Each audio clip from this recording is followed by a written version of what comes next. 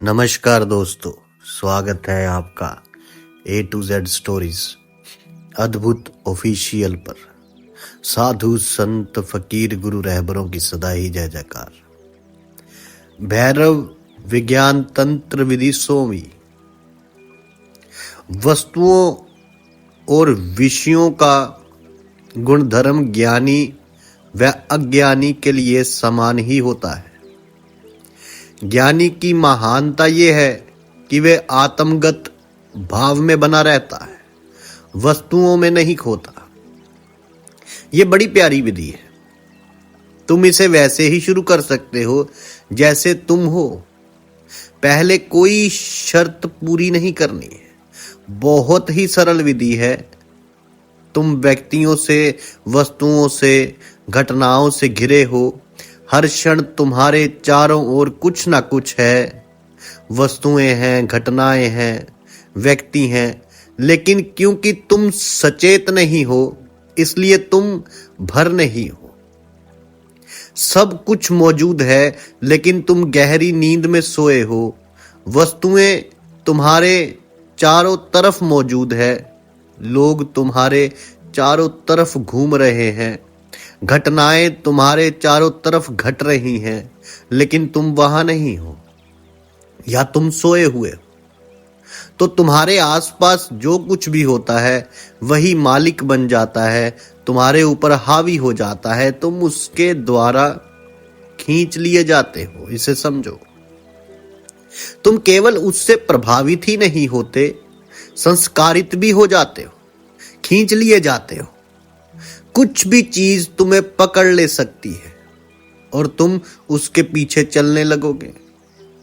कोई पास से गुजरा, तुमने देखा कि चेहरा सुंदर है और तुम प्रभावित हो गए।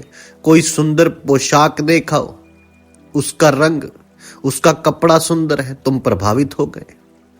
कोई कार गुजरी, तुम प्रभावित हो गए। तुम्हारे आसपास जो कुछ भी चलता है तुम्हें पकड़ लेता है।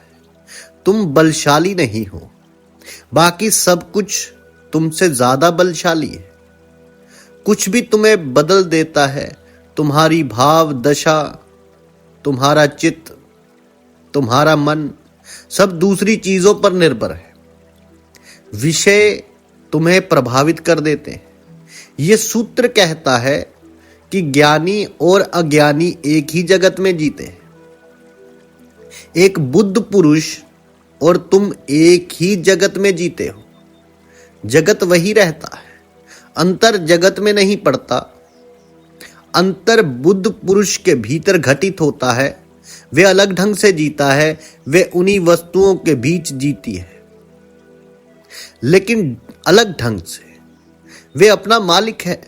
उसकी आत्मा असंग और अस्पर्शित बनी रहती है। वही राज है। उसको कुछ भी प्रभावित नहीं कर सकता। बाहर से कुछ भी उसको संस्कारित नहीं कर सकता। कुछ भी उस पर हावी नहीं हो सकता। वे निर्लिप्त बना रहता है, स्वयं बना रहता है। यदि वे कहीं जाना चाहेगा लेकिन मालिक बना रहेगा। यदि वे किसी छाया के पीछे जाना चाहेगा तो जाएगा, लेकिन ये उसका अपना निर्णय होगा। इस भेद को समझ लेना जरूरी है। निर्लिप्त से मेरा अर्थ उस व्यक्ति से नहीं है जिसने संसार का त्याग कर दिया। फिर तो निर्लिप्त होने में कोई सार ना रहा, कोई अर्थ ना रहा। निर्लिप्त वे व्यक्ति है जो उसी जगत में जी रहा है जिसमें कि तुम। जगत में कोई भेद नहीं है। जो व्यक्ति संसार का त्याग करता है वे केवल परिस्थिति को बदल रहा है, स्वयं को नहीं। और यदि तुम स्वयं को नहीं बदल सकते तो परिस्थिति को बदलने पर ही जोर दोगे। यह कमजोर व्यक्तित्व का लक्षण है। तो इसे समझो कि एक शक्तिशाली व्यक्ति है जो सतर्क और सचेत है, स्वयं को बदलना शुरू करेगा, उस परिस्थिति को नहीं जिसमें वे है। क्योंकि वास्तव में परिस्थिति को तो बदला ही नहीं जा सकता। अगर तुम एक परिस्थिति को बदल दो तो फिर दूसरी परिस्थितियां होंगी। हर क्षण परिस्थिति बदलती रहती है, तो हर क्षण समस्या तो बनी ही रहने वाली है। धार्मिक और आधार्मिक दृष्टिकोण के बीच यही अंतर है। अधार्मिक दृष्टिकोण है परिस्थिति को, प्रवेश को बदलने का। वे दृष्टिकोण तुम में भरोसा नहीं करता, परिस्थितियों में भरोसा करता है। तो जब परिस्थिति ठीक हो जाती है, तुम परिस्थिति पर निर्भर हो। अगर परिस्थिति ठीक ना हुई तो तुम स्वतंत्र इकाई नहीं। कम्युनिस्टों, मार्क्सवादियों, समाजवादियों और उन सबके लिए जो परिस्थितियों को बदलने में भरोसा करते हैं, तुम महत्वपूर्ण नहीं हो। असल में तुम्हारा अस्तित्व ही नहीं है, केवल परिस्थिति है और तुम बस एक दर्पण हो। लेकिन ये तुम्हारी नियति नहीं है, तुम कुछ और हो सकते हो। वे हो सकते हो जो किसी पर निर्भर नहीं है। तो विकास के 3 चरण हैं। पहला, परिस्थिति मालिक है और तुम बस पीछे पीछे घसीटते हो। तुम मानते हो कि तुम हो, लेकिन तुम हो नहीं। दूसरा, तुम होते हो और परिस्थिति तुम्हें घसीट नहीं सकती। परिस्थिति तुम्हें प्रभावित नहीं कर सकती क्योंकि तुम एक संकल्प बन गए हो। तुम केंद्रित और क्रिस्टलाइजेशन हो गए हो। तीसरा, तुम परिस्थिति को प्रभावित करने लगते हो। तुम्हारे होने मात्र से ही परिस्थिति बदलने लगती है। तो पहली अवस्था अज्ञानी की है। दूसरी अवस्था उस व्यक्ति की है जो सतत सजग है, लेकिन अभी है अज्ञानी। उसे सजग रहना पड़ता है। सजग रहने के लिए कुछ करना पड़ता है। उसका जागरण अभी स्वाभाविक नहीं है, इसलिए उसे संघर्ष करना पड़ता है। यदि वे एक क्षण के लिए भी होश या जागरण खो देता है तो वह वस्तु के प्रभाव में आ जाएगा। तो उसे सतत होश रखना पड़ता है। वे साधक है जो साधना कर रहा है। शक्ति स्मरण रखने जैसी चीज है। तुम कमजोर हो, इसलिए कोई भी चीज तुम पर हावी हो सकती है। और शक्ति आती है सजगता से, होश से। जितने ज्यादा सजग उतनी ही शक्तिशाली, जितने कम सजग उतने कम शक्तिशाली। देखो, जब तुम सोए होते हो तो एक सपना भी शक्तिशाली होता है। एक स्वप्न भी शक्तिशाली हो जाता है क्योंकि तुम गहरी नींद में खोए हो। तुमने सारा होश खो दिया। एक सपना भी शक्तिशाली हो गया और तुम इतने कमजोर हो कि तुम उस पर संदेह नहीं कर सकते। बेतुके से बेतुके स्वप्न में भी तुम संदेह नहीं कर सकते। तुम्हें उसे मानना ही होगा। और जब तक वे चलता है तब तक वास्तविक लगता है। सपने में भले ही तुम बेतुकी चीजें देखो, लेकिन सपना देखते समय तुम उस पर संदेह नहीं कर सकते। तुम ऐसा नहीं कर सकते कि यह वास्तविक नहीं है। तुम ऐसा नहीं कर सकते कि बस एक सपना है, कि यह असंभव है। तुम ऐसा कह ही नहीं सकते हो क्योंकि तुम गहरी नींद में हो। जब होश नहीं होता तो एक सपना भी तुम्हें कितना प्रभावित करता है, इसे समझो। जागकर तुम हंसोगे और कहोगे वे सपना बेतुका था, असंभव था, ऐसा हो ही नहीं सकता, वे केवल भ्रम था। लेकिन जब वे चल रहा था तो ये बात तुम्हारे ख्याल में नहीं आई थी और तुम उसमें उलझे ही रहे, उससे प्रभावित हो गए, उसमें खो गए। सपना इतना शक्तिशाली क्यों था? सपना शक्तिशाली ही नहीं था, तुम शक्तिहीन थे। सोते वक्त तुम शक्तिहीन थे। इसे स्मरण रखो, जब तुम शक्तिहीन होते हो तो एक सपना भी शक्तिशाली हो जाता है। जब तुम जागे होते हो तो कोई सपना तुम पर प्रभावी नहीं हो सकता। लेकिन यथार्थ तथा कथित यथार्थ प्रभावी हो जाता है। जागा हुआ व्यक्ति, बुद्ध पुरुष इतना सजग होता है कि तुम्हारा यथार्थ भी उसे प्रभावित नहीं कर सकता। यदि कोई स्त्री, सुंदर स्त्री पास से गुजर जाए तो तुम्हारा मन उसके पीछे हो लेता है। एक कामना उठ गई, उसे पाने की कामना। तुम अगर सजग हो तो स्त्री गुजर जाएगी लेकिन कामना नहीं उठेगी। तुम प्रभावित नहीं हुए, तुम प्रभावित नहीं होगे। तो तुम प्राणों में एक सूक्ष्म आनंद का अनुभव करोगे। पहली बार तुम्हें लगेगा कि तुम हो, कुछ भी तुम्हें तुमसे बाहर नहीं घसीट सकता। तुम यदि पीछे जाना चाहो तो वे दूसरी बात है, वे तुम्हारा निर्णय है, लेकिन स्वयं को धोखा मत दो। तुम धोखा दे सकते हो, तुम कह सकते हो कि हाँ स्त्री शक्तिशाली नहीं है, लेकिन मैं उसके पीछे जाना चाहता हूं, मैं उसे पाना चाहता हूं। तुम धोखा दे सकते हो। बहुत से लोग धोखा दिए चले जाते हैं, लेकिन तुम किसी और को नहीं, स्वयं को ही धोखा दे रहे। फिर ये व्यर्थ है। जरा गौर से देखो, तुम कामना को वहां पाओगे, कामना पहले आती है, फिर तुम उसी व्याख्या करते हो। ज्ञानी व्यक्ति के लिए चीजें भी हैं और वे भी हैं, लेकिन उसके और चीजों के बीच कोई सेतु नहीं है। सेतु टूट गया। वे अकेला चलता है, अकेला जीता है, वे अपने ही अनुसरण करता है, कुछ और उसे आविष्ट नहीं कर सकता। इस अनुभव के कारण ही हमने इस उपलब्धि को मोक्ष कहा है, मुक्ति कहा है। इसे समझो, वे परम मुक्त है। संसार में हर जगह मनुष्य ने मुक्ति की खोज की। तुम ऐसा एक भी मनुष्य नहीं खोज सकते जो अपने ढंग से मुक्ति ना खोज रहा हो। अलग अलग रास्तों से मनुष्य ये अवस्था खोजने की कोशिश करता है जहां वे मुक्त हो सके, और ऐसी किसी भी चीज को वे घृणा करता है जो उसे बंधन में बांधे।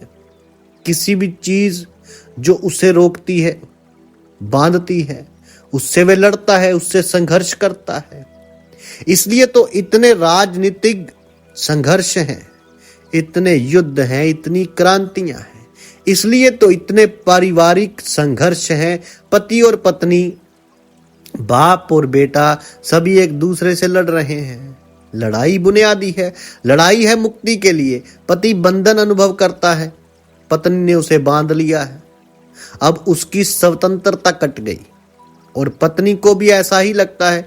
दोनों एक दूसरे से खिन्न हैं, दोनों बंधन को तोड़ने की कोशिश करते हैं। बाप बेटे से लड़ता है क्योंकि बेटे के विकास के हर कदम का अर्थ है उसके लिए और स्वतंत्रता, और बाप को लगता है कि वे कुछ खो रहा है, अपनी शक्ति, अपना अधिकार। तो परिवारों में, देशों में, सभ्यताओं में मनुष्य केवल एक ही चीज के पीछे भाग रहा है, वे है मुक्ति। लेकिन राजनीतिक लड़ाइयों से, क्रांतियों से, युद्धों से कुछ भी नहीं मिलता, कुछ भी हाथ नहीं आता, क्योंकि अगर तुम स्वतंत्रता पा भी लो तो वे ऊपर ऊपर ही है, भीतर गहरे में तुम बंधन में ही रहते हो। तो इसी वजह से हर एक स्वतंत्रता एक मोह भंग सिद्ध होती है। मनुष्य धन की इतनी कामना करता है, लेकिन जहां तक मैं समझता हूं यह धन की कामना नहीं है, मुक्ति की कामना है। धन तुम्हें स्वतंत्रता का एक भाव दे देता है। अगर तुम गरीब हो तो तुम सीमित हो, तुम्हारे साधन सीमित होंगे, तुम ये नहीं कर सकते, वे नहीं कर सकते, वे सब करने के लिए तुम्हारे पास धन ही नहीं है। जितना धन तुम्हारे पास हो उतना ही तुम्हें लगता है कि तुम्हारे पास स्वतंत्रता है, तो तुम जो करना चाहो कर सकते हो। लेकिन जब धन खूब तुम्हारे पास इकट्ठा हो जाता है, तुम वे सब कर सकते हो जो तुम करना चाहते थे, जिसकी कल्पना करते थे या जिसका सपना लेते थे। तो अचानक तुम पाते हो कि यह स्वतंत्रता ऊपर ऊपर ही है, क्योंकि भीतर से तुम्हारे प्राण अच्छी तरह जानते हैं कि तुम शक्तिहीन हो और कुछ भी तुम्हें प्रभावित कर सकता है। तुम वस्तुओं और व्यक्तियों द्वारा प्रभावित हो जाते हो, सम्मोहित हो जाते हो। यह सूत्र कहता है कि तुम्हें चेतना की ऐसी अवस्था पर आना है जहां कुछ भी तुम्हें प्रभावित ना करे, तुम निर्लिप्त बने रह सको। यह कैसे होगा? तो इसे समझिए कि दिन भर इसके लिए अवसर होते हैं। इसलिए मैं कहता हूं कि यह विधि तुम्हारे लिए अच्छी है। किसी भी क्षण तुम सजग हो सकते हो, कुछ तुम्हें आविष्ट कर रहा है। तब एक गहरी श्वास लो, गहरी श्वास भीतर खींचो, गहरी श्वास बाहर छोड़ो और उस चीज को फिर से देखो। जब तुम श्वास को बाहर छोड़ रहे हो तो उस चीज को फिर से देखो, लेकिन देखो एक साक्षी की तरह, एक दृष्टा की तरह। यदि तुम एक क्षण के लिए भी मन को साक्षी दशा को पा सको तो अचानक तुम पाओगे कि तुम अकेले हो, कुछ भी तुम्हें प्रभावित नहीं कर सकता।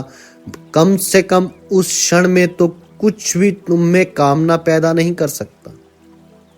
जब भी तुम्हें लगे कि कोई चीज तुम्हें प्रभावित कर रही है, तुम पर हावी हो रही है, तुम्हें तुमसे दूर ले जा रही है, तुमसे ज्यादा महत्वपूर्ण हो रही है, तो गहरी श्वास लो और छोड़ो। और श्वास बाहर छोड़ने से पैदा हुए उस छोटे से अंतराल में उस चीज की ओर देखो। कोई सुंदर चेहरा, कोई सुंदर शरीर, कोई सुंदर मकान या कुछ भी। यदि तुम्हें यह कठिन लगे, अगर श्वास बाहर छोड़ने भर से ही तुम अंतराल पैदा ना कर पाओ, तो एक कदम और करो। श्वास बाहर छोड़ो और एक क्षण का भीतर लेना रोक लो ताकि पूरी वायु बाहर निकल जाए, रुक जाए। श्वास भीतर मत लो, फिर उस चीज की ओर देखो जब पूरी वायु बाहर है या भीतर है। जब तुमने श्वास लेना बंद कर दिया है तो कुछ भी तुम्हें प्रभावित नहीं कर सकता। उस क्षण में तुम सेतुहीन हो जाते हो, सेतु टूट जाता है। श्वास ही सेतु है। इसे करके देखो, केवल एक क्षण के लिए ऐसा होगा कि तुम साक्षी को महसूस करोगे, लेकिन उससे तुम्हें स्वाद मिल जाएगा, उससे तुम्हें यह अनुभव हो जाएगा कि साक्षी तब क्या है। फिर तुम उसकी खोज में बढ़ सकते हो। दिन भर में जब भी कभी कोई चीज तुम्हें प्रभावित करती है और कोई कामना उठती है, श्वास बाहर छोड़ो, उस अंतराल में रुको और फिर उस चीज की ओर देखो। चीज की ओर देखो तो तुम्हें लगेगा, तुम जान लोगे कि चीज तो वही होगी, तुम वहां ही होगे, लेकिन बीच में कोई सेतु नहीं होगा, श्वास ही सेतु है। अचानक तुम्हें लगेगा कि तुम शक्तिशाली हो, प्राणवान हो, और जितने शक्तिशाली तुम अनुभव करोगे उतने ही तुम केंद्रित हो जाओगे। जितनी चीजें गिरती जाएंगी, जितनी चीजों की शक्ति तुम पर से हटती जाएगी, उतने ही अधिक केंद्रित तुम होते जाओगे। अब तुम्हारा व्यक्तित्व शुरू हुआ। अब तुम्हारे पास एक केंद्र है और किसी भी क्षण तुम केंद्र पर सरक सकते हो और वहां संसार मिट जाता है। किसी भी क्षण तुम अपने केंद्र में स्थिर हो सकते हो और तब संसार शक्तिहीन हो जाता है। तो इसे समझो कि यह सूत्र कहता है कि वस्तुओं और विषयों का गुणधर्म ज्ञानी और अज्ञानी के लिए समान ही होता है। ज्ञानी की महानता यह है कि वे आत्मगत भाव में बना रहता है, वस्तुओं में नहीं खोता, बाहर से नहीं अंतर से।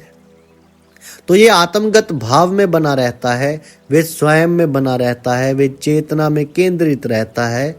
इस आत्मगत भाव में बने रहने को साधना पड़ेगा।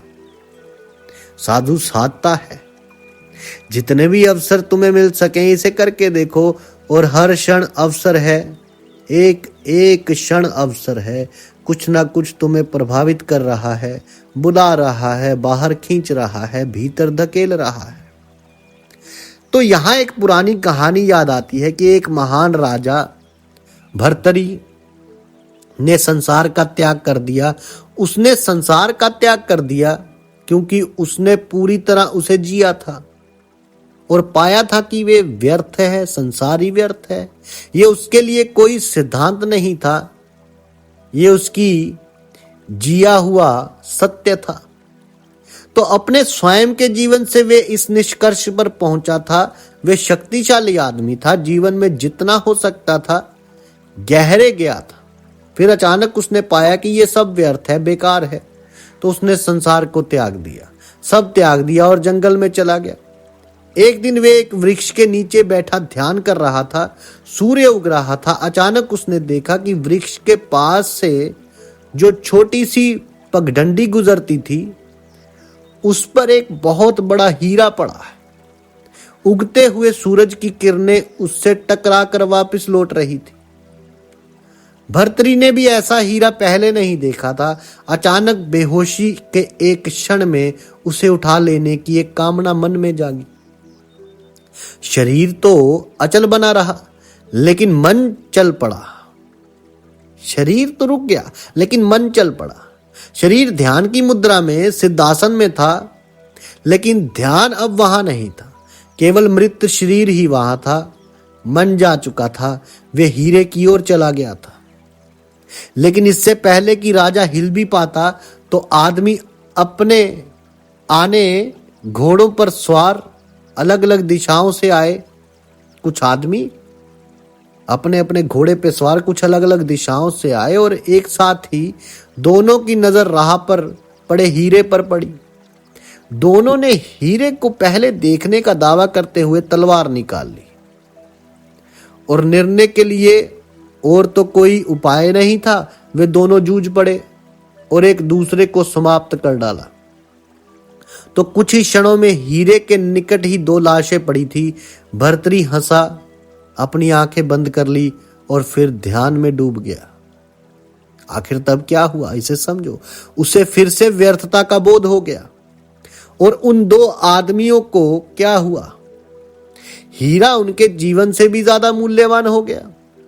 मालकियत का यह अर्थ है कि एक पत्थर को पाने के लिए उन्होंने अपनी जान गंवा दी। लो देखो, जब कामना होती है तो तुम नहीं होते। कामना तुम्हें आत्मघात तक ले जाती है। असल में हर कामना तुम्हें आत्मघात की ओर ले जा रही है। जब तुम किसी कामना के वश में होते हो तो अपनी सुध बुध खो देते हो, पागल हो जाते हो। मालकियत की कामना भर्तरी के मन में भी उठी।